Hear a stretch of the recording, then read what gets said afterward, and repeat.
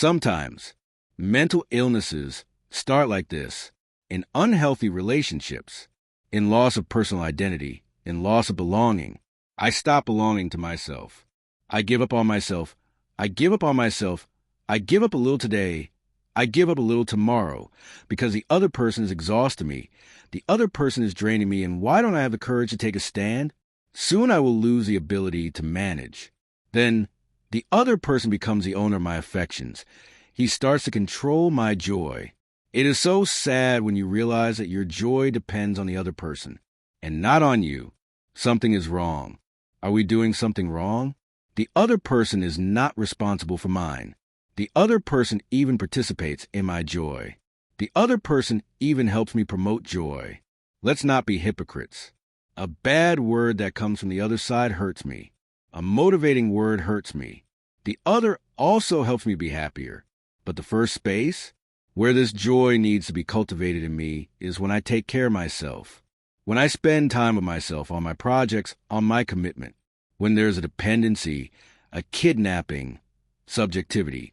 The person has difficulty taking care of their own life.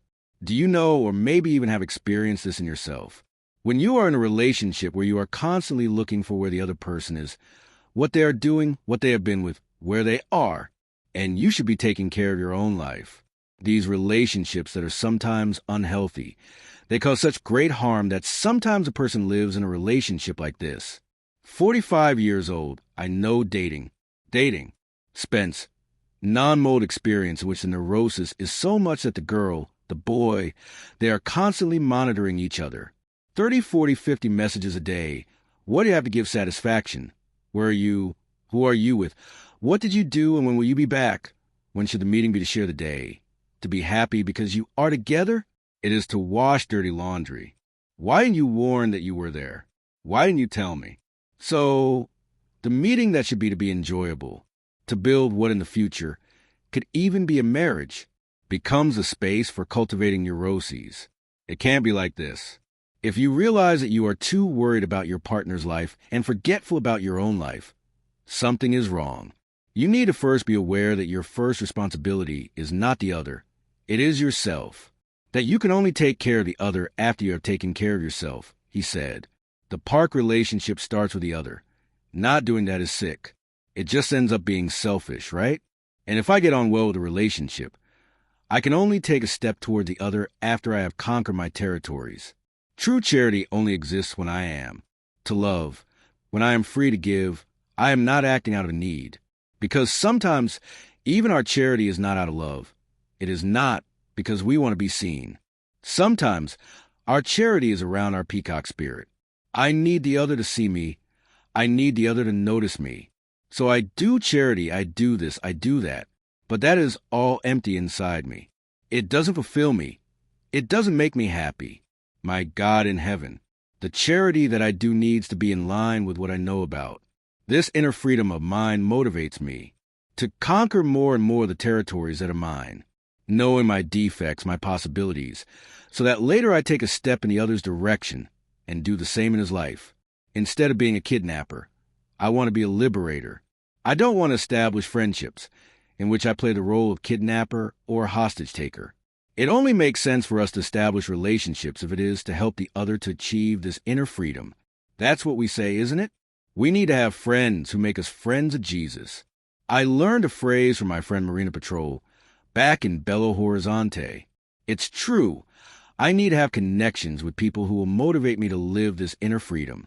Okay, if you want to lose me, you should start putting a little hammer here on my foot. Get out of here, volume. I'm leaving, you know, because it took me a long time to understand. Do you think I'm going to take steps backwards in the opposite direction of the freedom that God wants for me? I can't. I can't allow this because I'm sinning against my conversion. What is my collection? What is the process that God wants them there for me to do? Is it to make me free? If I accept living in a relationship that imprisons me, that cuts me off from my possibilities. That prevents me from achieving what God wants from me. This relationship is diabolical.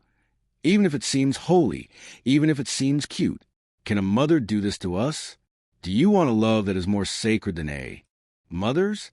And if a mother doesn't take care of herself, She would indeed kidnap her child's subjectivity when she imposes it on her, that she wants him to do this, that, when she is not capable of understanding, as someone completely different.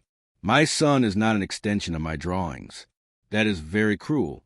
I made my son the extension of my desires there. So I was not a pianist. My son will be one even if he has no vocation for it. Poor boy, he will stay there at night, on top of the piano, learning an instrument he does not like because his mother wants him to learn. It is love.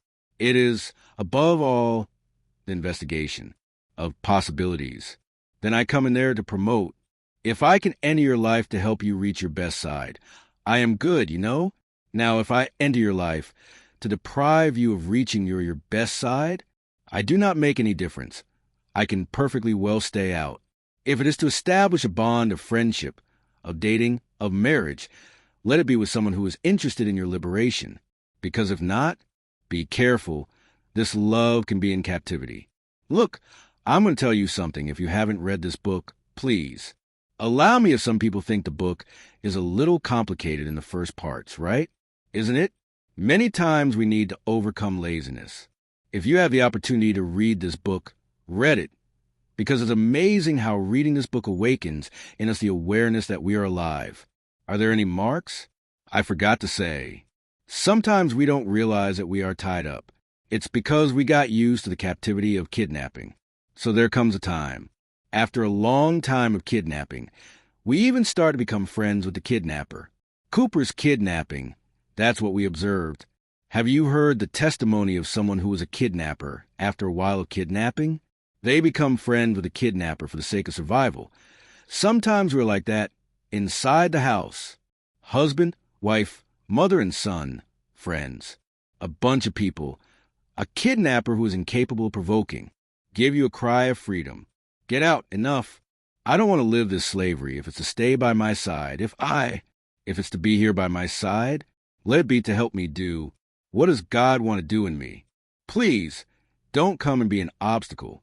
Separation from God and this, for us, it's a word that may seem harsh, and it is. Necessary. We need to have courage. Delimit territory and say, look, here, if you want to come in, take off your sandals from your feet, because my heart doesn't just consecrate you,